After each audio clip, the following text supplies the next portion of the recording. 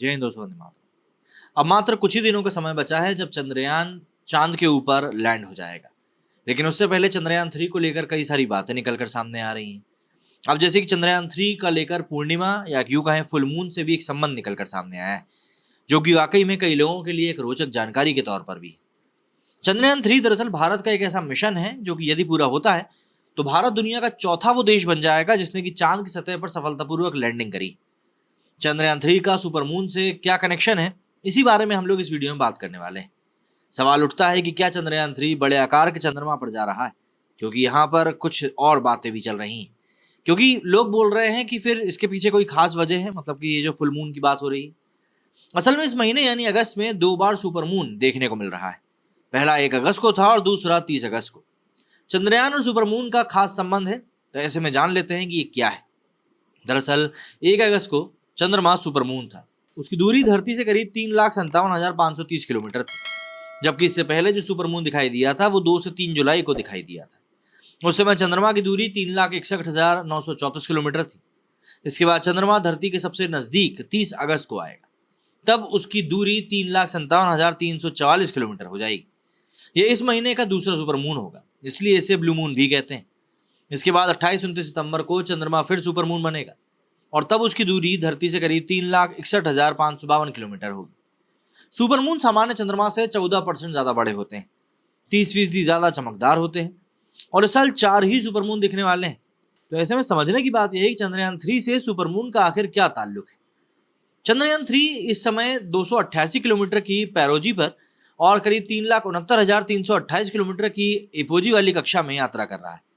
यानी अगर ये चंद्रमा की ग्रेविटी को नहीं पकड़ पाता है तो ये 10 दिन की यात्रा करके वापस धरती पर आ जाएगा। मतलब आप ये समझिए 288 किलोमीटर वाली जो पैरोजी है उसमें वापस आ जाएगा। सुपरमून देखने का मतलब ये है कि इस महीने चंद्रमा धरती के नजदीक रहेगा, जिसका फायदा चंद्रयान 3 को भी होगा। इससे उसे कम यात्रा करनी पड़ेगी। आमतौर पर चंद्रमा धरती से करीब 3,60,000 किलोमीटर से 4 लाख किलोमीटर की दूरी पर रहता है। इसरो वैज्ञानिकों का इंटेलिजेंस देखिए कि उन्होंने चंद्रयान 3 को ऐसे समय पर लॉन्च किया है जब चंद्रमा धरती के नजदीक 2 बार आ रहा है। यानी जितनी कम दूरी उतनी ही किफायती पड़ता है स्पेसक्राफ्ट को लॉन्च करना, क्योंकि इसमें ईंधन की कम खपत होती है। वरना ज्यादा इंजन तो लगता ही, ज्यादा समय भी लगता है और ऐसे में रिस्क का फैक्टर भी उतना ही ज्यादा बढ़ जाता है। कुल मिलाकर इस महीने चंद्रमा धरती से औसतन नजदीक रहेगा और इसी नजदीकी का फायदा इसरो के वैज्ञानिकों ने भी उठाया है। चंद्रयान 3 इस समय 38,520 किलोमीटर प्रति घंटे की रफ्तार से चांद की ओर जा रहा है। हर दिन इसकी गति धीमी की जाएगी, क्योंकि जिस समय ये चांद के नजदीक पहुंचेगा यानी उसकी सतह से करीब 11,000 किलोमीटर दूर, वहां पर पृथ्वी का जो ग्रेविटेशन होगा वो जीरो होगा। चांद का भी यहाँ पर ग्रेविटेशन करीब करीब जीरो ही होगा और इस पॉइंट को L1 पॉइंट कहा जाता है। चंद्रमा की गुरुत्वाकर्षण शक्ति पृथ्वी की ग्रेविटी से 6 गुना कम है, इसलिए भी चंद्रमा की गति कम करनी होगी, नहीं तो ये चंद्रमा के ऑर्बिट को पकड़ेगा नहीं। और अगर ऐसा हुआ तो चंद्रयान करीब 3,70,000 किलोमीटर से वापस धरती की 5वीं ऑर्बिट के पेरोजी यानी 288 किलोमीटर की दूरी पर करीब 10 दिन में आ जाएगा।